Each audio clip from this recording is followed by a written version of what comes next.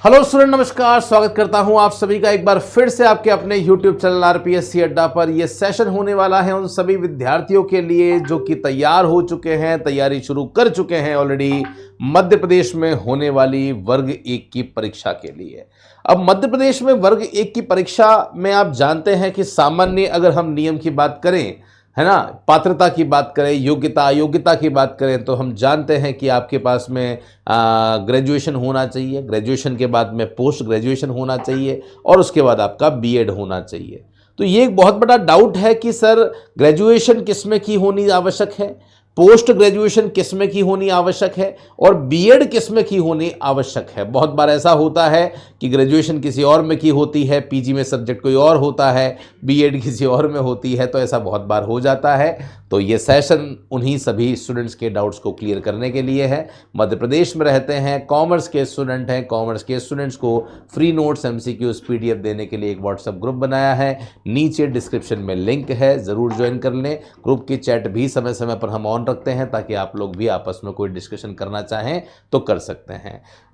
वर्ग 1 में आपका जो कॉमर्स का बैच है वो हम शुरू कर चुके हैं इंडिया की सबसे क्वालिफाइड, सबसे एक्सपीरियंस फैकल्टी टीम के साथ में। यहाँ कोई एक या दो फैकल्टी नहीं है जो आपको पूरा कोर्स करवाएगी, ये सारे के सारे एक्सपर्ट हैं जिनको अपने सब्जेक्ट का बहुत ज़्यादा नॉलेज है। इनके साथ में हमारा नया बैच शुरू हो चुका है। पिछली बार रिजल्ट हम लोगों ने बहुत ज़बरदस्त दिए थे। टॉप 10 मेरिट में से टॉप 6 स्टूडेंट आरपीएससी अड्डा के with first and second rank, तो इसमें कोई डाउट मुझे लगता है ही नहीं। तो बैच स्टार्ट है, जो भी जुड़ना चाहते हैं वो ज़रूर जुड़ जाइए। मैं सीधा आपको लेके जाता हूँ एक स्पेशल नोटिफिकेशन पे। यहाँ से आपको काफ़ी सारी बातें जो है वो क्लियर होने वाली है। क्या है वो बातें, आइए यहाँ पे देखते हैं। बहुत ध्यान से देखिएगा।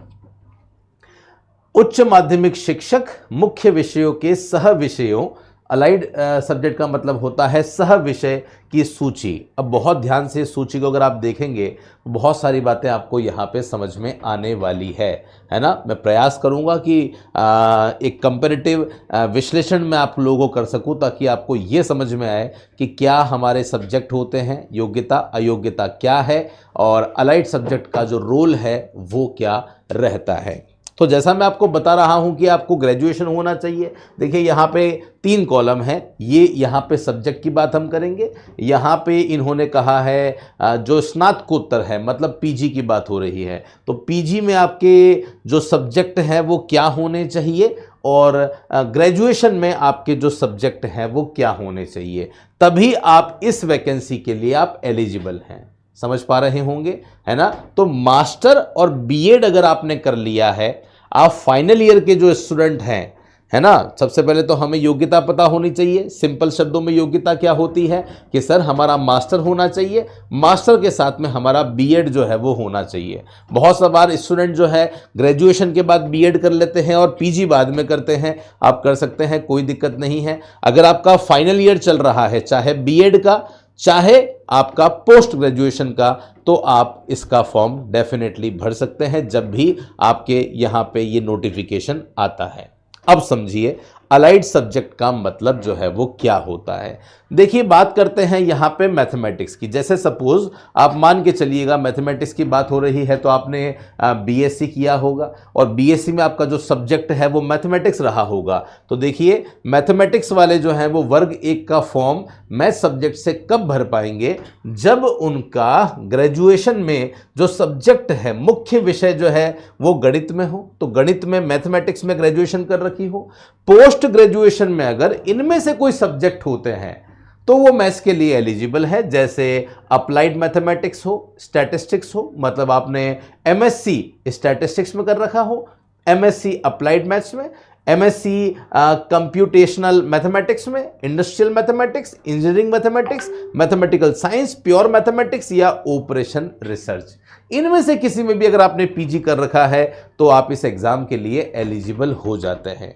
समझ पा रहे होंगे। ऐसे ही आप यहाँ पे ले लीजिए, ये मैं यहाँ पे इसकी बात कर रहा हूँ। तो अगर आपने बीएससी किया है और बीएससी में अगर आपका जो सब्जेक्ट है वो केमिस्ट्री रहा हो, बीएससी में सब्जेक्ट क्या रहा हो, केमिस्ट्री रहा हो और पीजी में भी अगर आपका सब्जेक्ट केमिस्ट्री से ही संबंधित होगा तो आप केमिस्ट्री से फॉर्म भरेंगे। ऐसे ही आपको अलग अलग जो चीज़ें हैं वो दे रखी है। मैं सीधा आपको लेके आता हूं, कुछ सब्जेक्ट ऐसे हैं जहां पे ये समस्या नहीं है। फिजिक्स, केमिस्ट्री, मैथ्स तो मैंने आपको यहां पे बता दिया है, मे भी आपको अच्छे से समझ में आ गया होगा। लेकिन इसमें ये वाली बात भी समझने की है, जैसे आप यहां पे समझते हैं, मैं सीधा आपको लेके जाता हूं इकोनॉमिक्स में या कॉमर्स में जिसकी सब प्रिपरेशन हम लोग करवाते हैं। जैसे हिंदी वाले समझिए, अब हिंदी की बात कर लेते हैं। अब हिंदी में अगर किसी ने ग्रेजुएशन किया है और ग्रेजुएशन जो किया है उसमें अगर आपका सब्जेक्ट जो है वो क्या रहा हो, हिंदी रहा हो, मतलब आपने बीए हिंदी में किया होगा। अगर आपने बीए हिंदी में किया है और अगर आप एमए कर रहे हैं और एमए में अगर आपका संस्कृत है तो भी आप एलिजिबल हैं।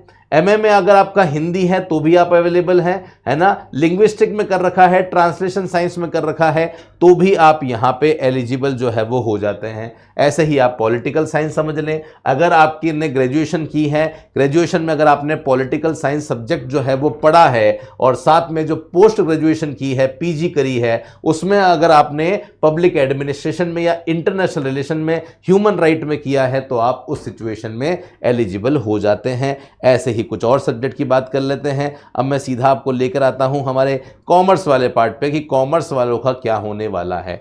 देखिए, सिंपल शब्दों में अगर मैं बताऊं तो कॉमर्स वाले पहले बीकॉम करते हैं और बीकॉम के बाद में एमकॉम कर लेते हैं। जब बीकॉम करते हैं तो बीकॉम में 100% कोई ना कोई सब्जेक्ट जो है वो कॉमर्स का आता है। बीकॉम में स्टूडेंट सारे ही सब्जेक्ट पढ़ लेता है, वो इकोनॉमिक्स भी पढ़ता है, बिजनेस भी पढ़ता है, अकाउंट्स भी पढ़ता है, स्टैटिस्टिक्स भी पढ़ता है, सारे ही सब्जेक्ट पढ़ता है।